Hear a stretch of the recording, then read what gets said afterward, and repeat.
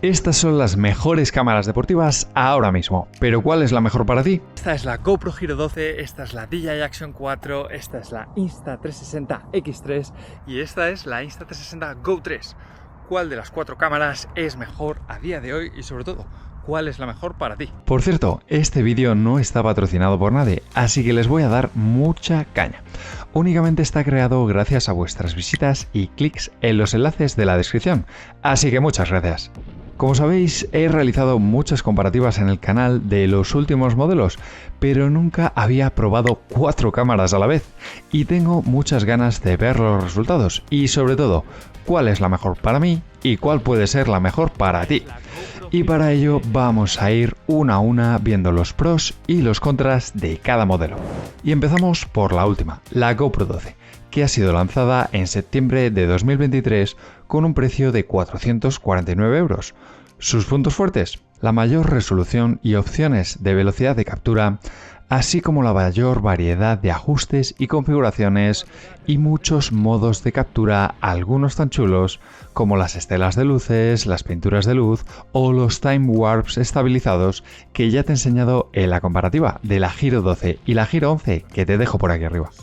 Resolución hasta 5,3K que es espectacular.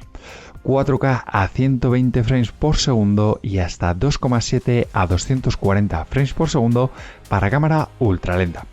Que si comparamos a la vez contra sus compañeras, tenemos 4K 120 frames por segundo el Action 4, únicamente 3K a 100 frames por segundo en la Insta360 X3 y únicamente 1080 Full HD a 120 frames por segundo en la Go 3, que además te obliga a rotar la cámara para grabarlo, un poco raro.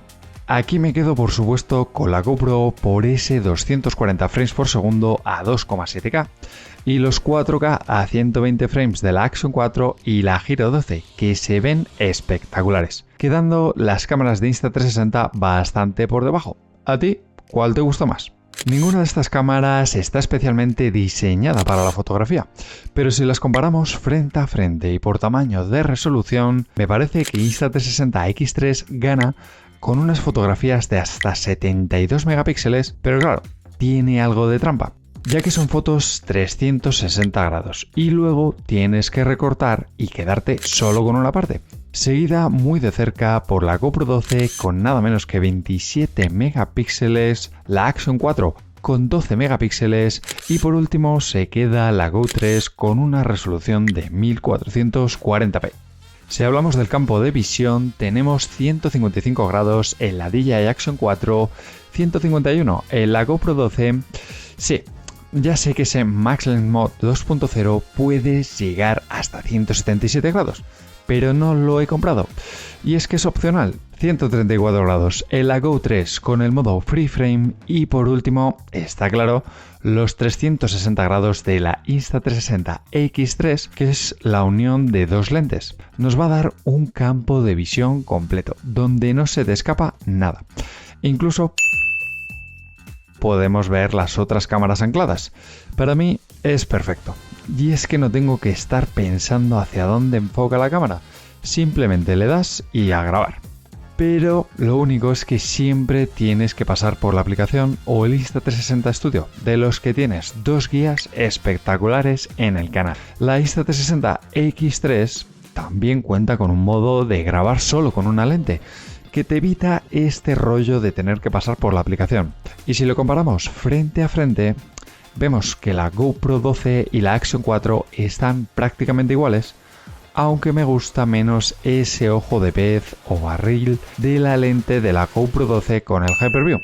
Me parece que deforma mucho la imagen, mientras que la Action 4 está muy bien. Por cierto, un detallito, si necesitas el GPS para los datos en pantalla, recuerda que la Hero 12 lo han quitado, así que si lo necesitas te recomiendo que te vayas a por la Hero 11 o la Hero 10, de las que tienes un montón de vídeos en el canal y los enlaces en la descripción.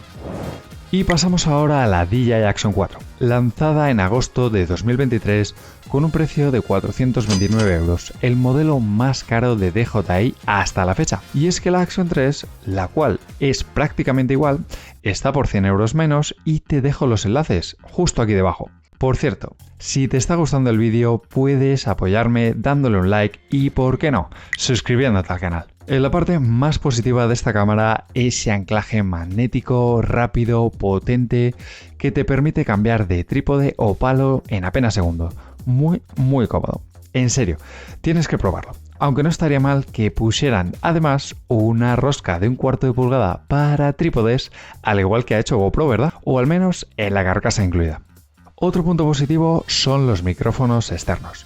La Action 4 te permite conectar micrófonos externos a través de un sencillo adaptador USB-C. Ya sé que en la GoPro podemos conectar unos AirPods o auriculares Bluetooth, pero como te enseño la comparativa de la GoPro 12 frente a la Action 4 que te dejo aquí arriba, no hay color. Mucho mejor audio en la Action 4. Y tercero, como no podía ser de otra manera, un sensor más grande, por lo que nos ofrece una muy buena calidad de imagen, colores y estabilización.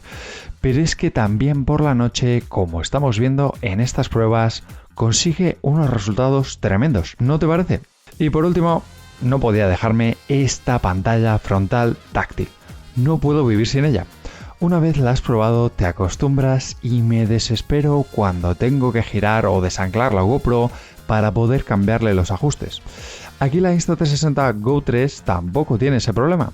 Simplemente doblas la pantalla y listo. Me gusta mucho esta forma de resolverlo que ha sacado Insta360 y que, por supuesto, en la Insta360 X3 no vas a tener ese problema.